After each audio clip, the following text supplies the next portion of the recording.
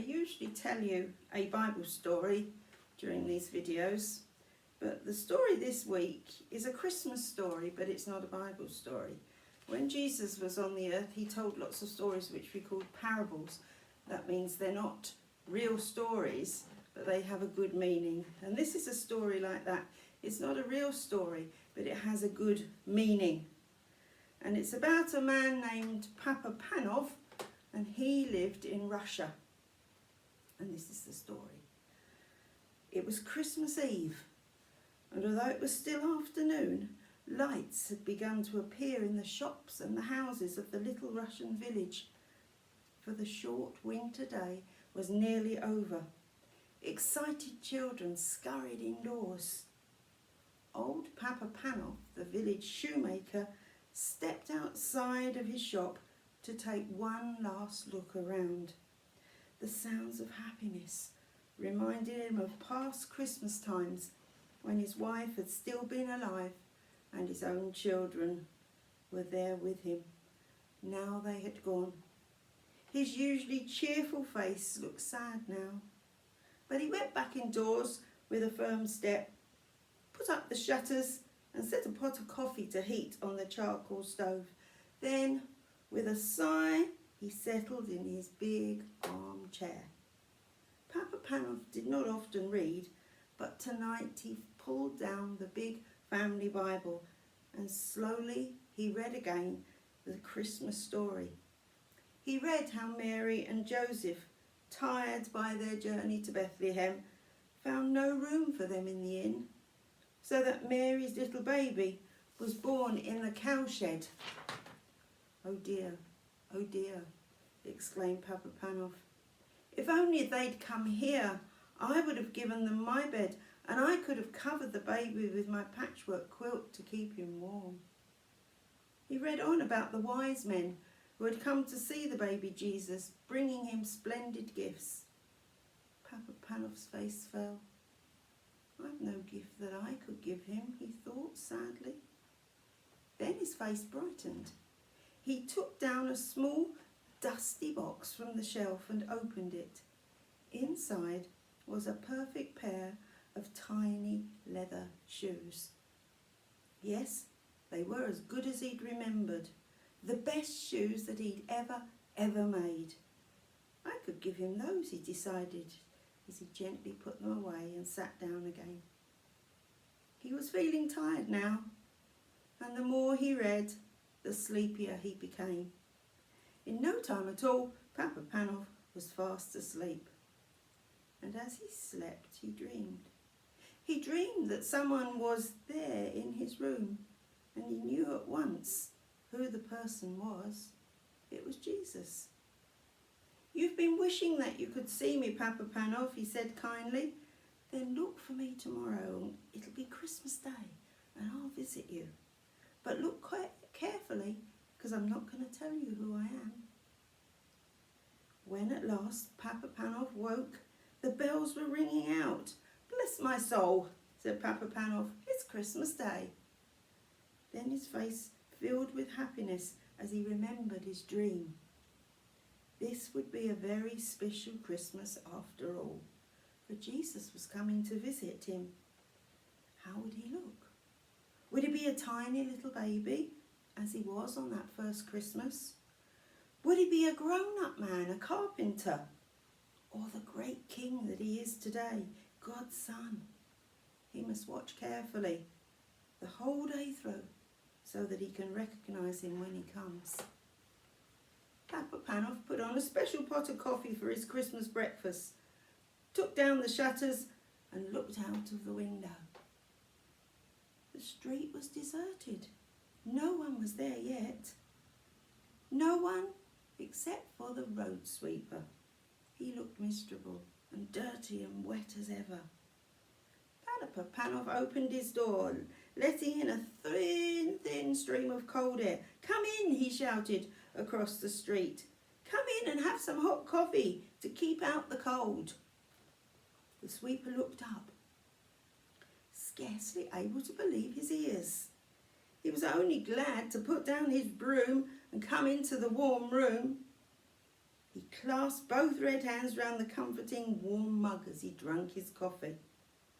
Papa Panov watched him, but every now and then his eyes strayed to the window. It would never do today to miss that special visitor. Expecting someone, the sweeper said. No. Well, yes, Papa Panov said, and he told him about his dream. Well, I hope he comes, the sweeper said. You've given me a little bit of Christmas cheer. I never expected to have that.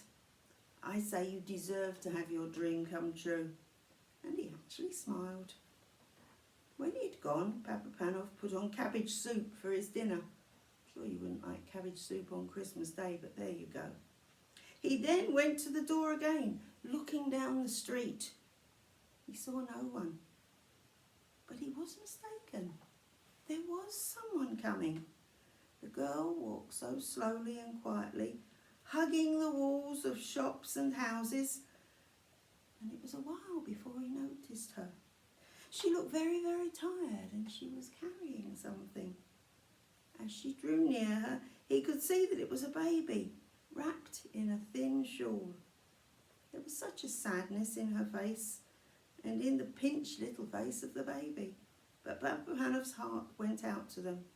Won't you come in, he called, stepping outside to meet them. You both need a warm seat by the fire and a rest. I'll warm some milk for the baby, Papa Panov said. I've had children of my own. I can feed her for you. He took the milk and carefully fed the baby with it with a spoon, warming her tiny feet by the stove at the same time. She needs shoes, the cobbler said. But the girl replied, I can't afford shoes. I've got no husband, so nobody can bring home the money. I'm on my way to the next village to try and get some work. A sudden thought flashed through Papa Panov's mind. He remembered the little shoes he had looked at last night, but he'd been keeping those for Jesus. He looked again at the cold little feet and made up his mind. Try these on her, he said, handing the baby and the shoes to the mother. The beautiful little shoes were a perfect fit. The girl smiled happily, and the little baby gurgled with pleasure. You've been so kind to us, the girl said. Then she got up with her baby to go. May all your Christmas wishes come true. But Papa Panov had been beginning to wonder if his very special Christmas wish would come true at all. Perhaps he'd missed his visitor. He looked anxiously up and down the street. There were plenty of people about, but they were all faces that he recognised. There were neighbours going to call on their families. They nodded, smiled, wished him Happy Christmas. He saw beggars, but then nobody. He gave the beggars some bread and gave them something to drink and went back into his house, and all too quickly the winter dusk fell. When Papa Panov next went to the door and strained his eyes, he could no longer even make out the passers-by. Most were home and indoors by now anyway. He walked slowly back into his room. Then he put up the shutters and sat down wearily in his armchair. So it had been just a dream after all. Jesus had not come. Then all at once he knew that he was no longer in the room on his own. This was not a dream because he was wide awake. At first he seemed to see before his eyes the long stream of people who had come to him that day. He saw the old road sweeper, the young lady and her baby, and the beggars that he'd fed. As they passed, each whispered, Didn't you see me, Papa Panov? Who are you? He called out, bewildered. Then another voice answered him. It was the voice from his dream, the voice of Jesus. I was hungry and you fed me, he said.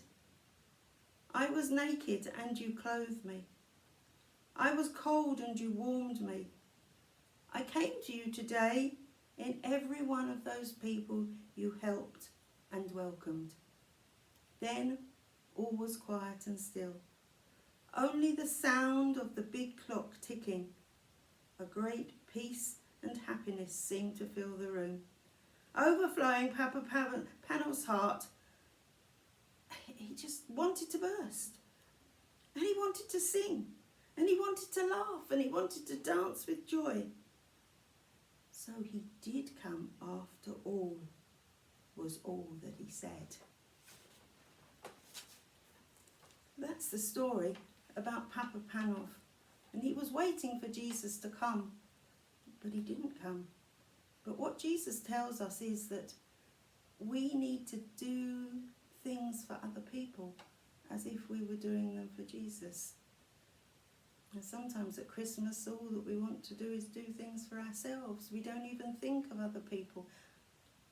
And it's Jesus' birthday. Imagine if you had a birthday and your family got a party, but you didn't get an invite. Sometimes it's like that with Jesus, isn't it? It's his birthday, it's his party, but we don't invite him, we keep him out in the cold. But I want you to be like Papa Panov. I want you to remember whose birthday it is, and I want you to see how you can help people and do something for them as if you were doing it for Jesus, because that's what he asks us to do. And I think Christmas is a good time to start.